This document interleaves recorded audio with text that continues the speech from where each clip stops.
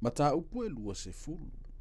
E le mawhai e Yehova o na fesili mai o toia ino Israelu ia te ia. O lona fitu o tausanga.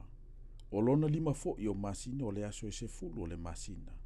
Na o mai nisi o toia ino Israelu e fesili ia Yehova. Ua lato uno nofo mai o uluma. O na o mai leo le afionga Yehova ia te au o whape mai. Le atali ia o le tangata. Whai atu ia i toia ino Israelu. Ia whape atu ia te ilato. O lo whape ona whetalai mai o le ali o Yehova. Ua utou o mai ea e fesili mai ia te au. O lo o la au. O te le mawhai o na utou fesili mai ia te au. O lo whetalai mai le ali o Yehova. E te le wha amasino ea ia te ilato. Le atali ia o le tangata. E te le wha amasino ea. Whailoa atu ia te ilatou mea I no sia na whaia o latou tamā. Mai e whape atu ia te ilatou. O lo whape o na whetalai mai o le ali o Yehova. O le aso na o whiriwhiri ai a Israelu. Na o si ai lo ulima I le whanau le aingo Iakopo. Ma o whailo I nātu o au ia te ilatou le nuo ai kupito. Ina ua o si I lo ulima ia te ilatou. Ua whape atu. O au Yehova lo o tō watua. O le alava aso na o si ia ilo ulima ia te ilatou. E au maia ilatou ai le nuo ai kupito. E o atu I le nuu na o sa ilia mo ilatou. E tafe le sua susu ma le meli. Wa sili o na matango fio le nuu I nuu uma. Na ufai atu fo ia te ilatou. Ia ta itasi le tangata malafua I me ino sia ua iona luma. Awa fo I le whaaleanga o tau ia te o tau tupo ai kupito. O awa Yehova lo o tau watua. Awa lantou fo vale ia te au. Ua le mawhawhai fo I o na whaalongo mai ia te au. Ua le taitasi malafua I ne I latou o me ino sia sa o latou luma. Ua le tu ua fo I tupo ai kupito. Ona ofa ia tua I lea. O te sasa atu lo uita tele I lunga ia te I latou. E whaatau nua tua ilo uwita ia te ilatou le nuo ai kupito. Ai peitai. Na o whaia ono o lo uingoa.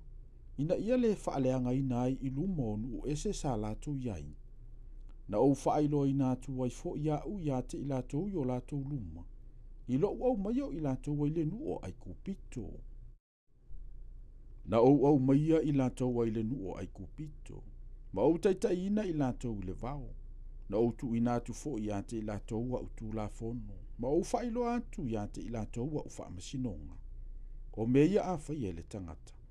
E o la I lava ia. Na o avatu fo ia te ilatou wa usapati. E whaima whailonga ia te au ma ilatou. Ia latou wilo ai. O au Yehova le whaapa ia ina I latou. A ua fo valele a ingo Israelu ia te au le vao. Ua le sava vali I latou ia utu la fono. A ua latou ino ia ufa amasinonga. O mea ia a whaia le tangata. E o la I lava ia. Ua latou matua solia fo I o usapati. O na ofa ia tua ilea. O te sasa antu la uita tele ilunga ia te I latou I le vao e wha umati ai I latou. Ai peitai.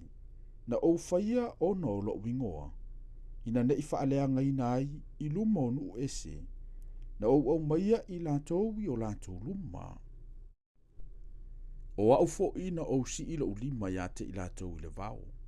O te le whao o ia te I latou le nuna o fo ina atu ai ia te I latou. E tafe le sua susu malembeli. Wa sili o na matango fio le nuu inu uma. Awana latou ino ia ufa amasinonga. Ma ua le sava vali ia utu la fono. Awa latou solia o usapati. Awana muli atu o latou loto ia latou tupua. Ai wila va ilea. Na ou whaasao ina I latou ia le whano I latou. Ma ou le wha umatia I latou le vao. Na ou whai atu fo ia latou whanau le vao. Awa tau te sava vali I tua o outou tamā. Awa fo I le usi ta ia latou masani. Awa na I whaaleanga ina outou ia latou tupua. O awa Yehova lo outou watua.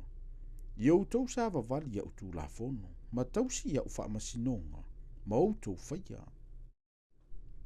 Ia outou wha apa ia ina fo ia usapati, e whai fo ia ma whailonga ia te au ma outou.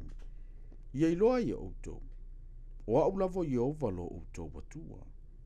Au o fau vale le whanau ia te au, wala tau le sava vali ia utu la fonu. Ma wale tausi ia ufa masinonga, ia usi usi ta iai. O mea ia a whaia e le tangata, e ola lava ia. Na lātou so lia o usapati. O na uwhai atu wailea, o te sasa antu la uita tele i lunga ia te ilatou. E whai wina atu ai la uita ia te ilatou i le vau.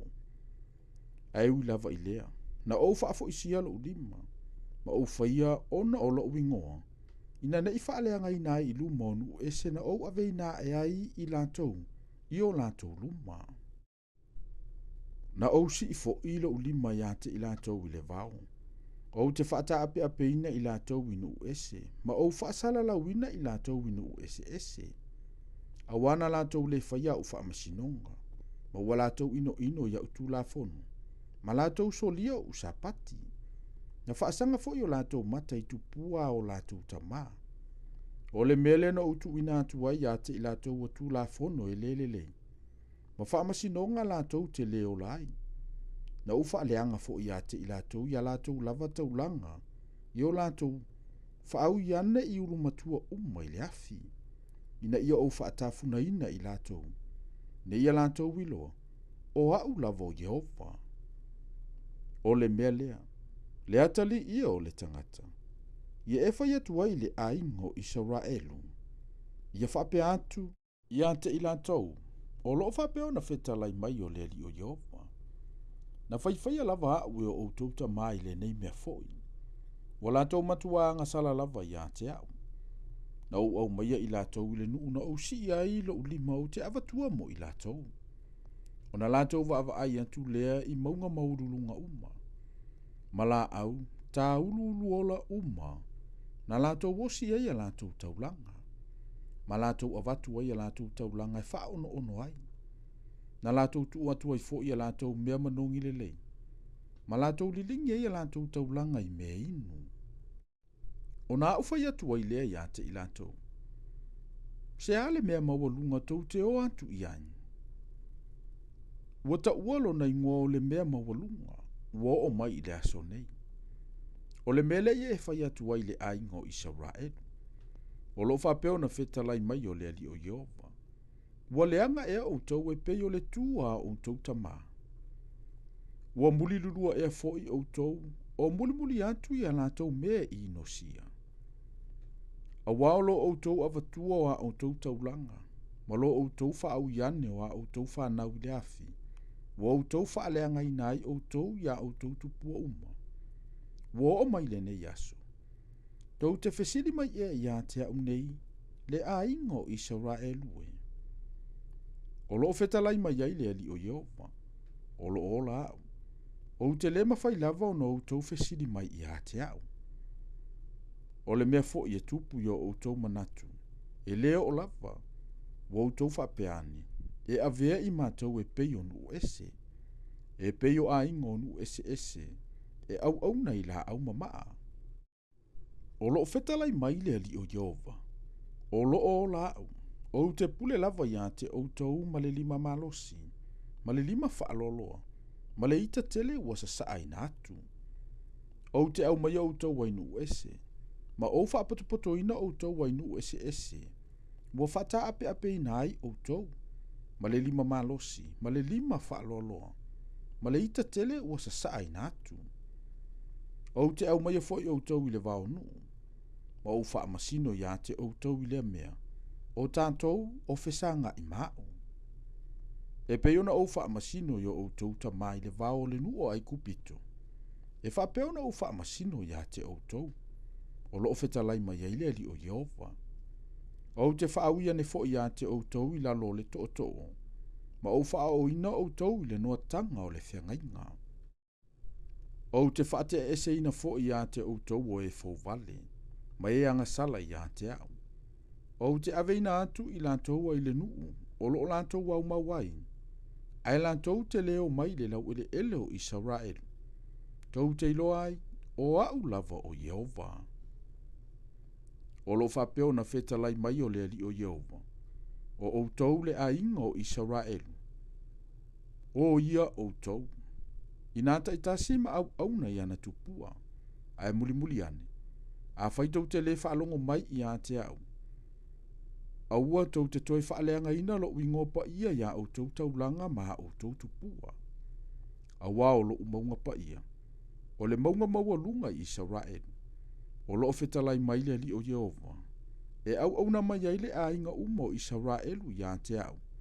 O ilato uma fo i le nuu. O te talia i lantou i lea mea. Ma ufa yantu e au mai i lea mea a o tau taulanga. Ma mea wha polo ina ia o tau taulanga. A toa ma o tau mea pa ia uma. O te talia o tau o na la o tau mea manongi le lei. Pe au mai o tau ai nuu. Ma wha patopoto ina o tau mai nuu ese. Na whata ape inai o tau.